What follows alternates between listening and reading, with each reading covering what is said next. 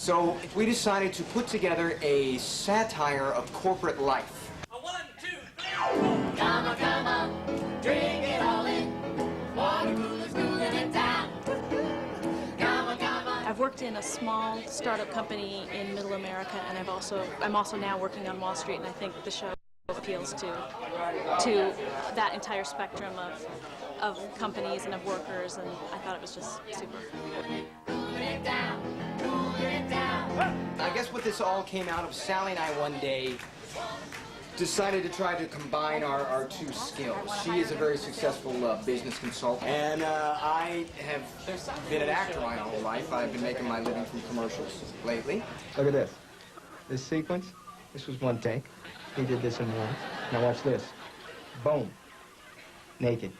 Not afraid to work naked, as long as it's tasteful. I've done a show called Tony and Tina's Wedding, which has been running off Broadway for 1,000 years now. You wrote that? And I wrote that. That's right, I did. Okay, that's important. And so instead of satirizing a big event, an Italian-American wedding, we satirized corporate life. When you're alone and life is making you lonely, you can always go chat room. When it's too late to get an actual date, there's always one online. Chat room. Why So then I decided musically I needed to find someone to write maybe some song parodies, and I realized, you know, my brother. Corporate life is pretty darn ridiculous, for a lack of better words. And really the only way to keep your sanity sometimes is to laugh at it. And I think that's really what the whole play is about. my boss had a luau and I might have had too much to drink. Oh, yeah. Oh, yeah.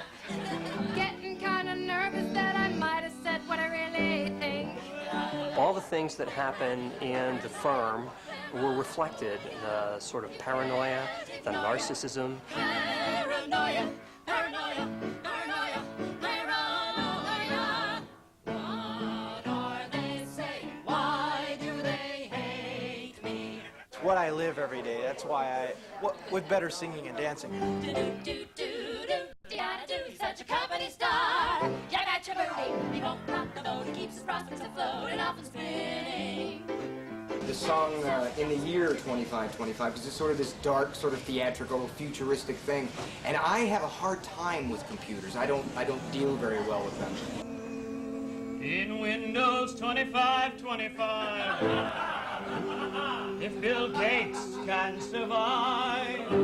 And we just needed someone who could write more of the original songs and who could arrange the whole thing. See where it's going? So here it's going now? Hang in there, man. Take a breath. They asked me to come up with some material. Welcome to Casual Friday.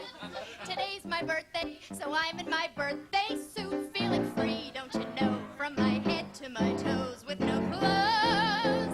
Anything goes. Who's to say what's too far? When the memo says come as you are.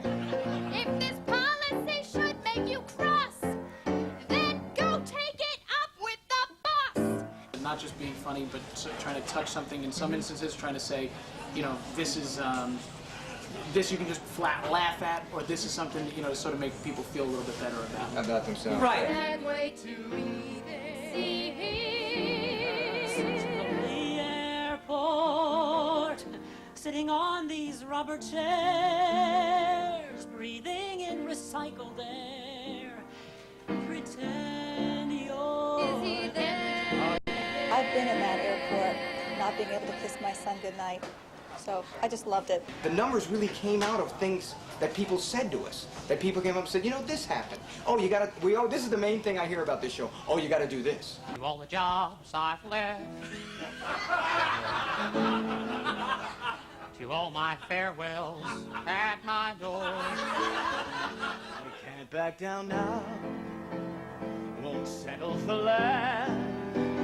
I can't give them the chance to see I know nothing at all. Yes, I'm a great pretender. The word and the play. Go online every morn, play some games, look at porn, and make some fake bids on eBay. Making it on eBay. A 1, 2, 3.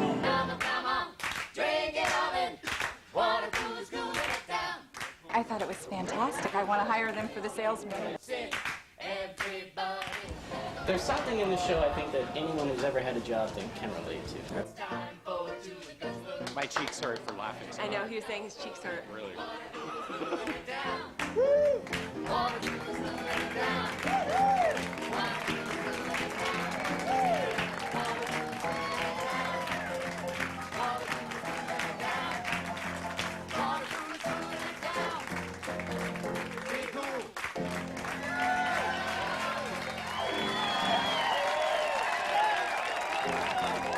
The Watercoolers, new music and comedy about having a job.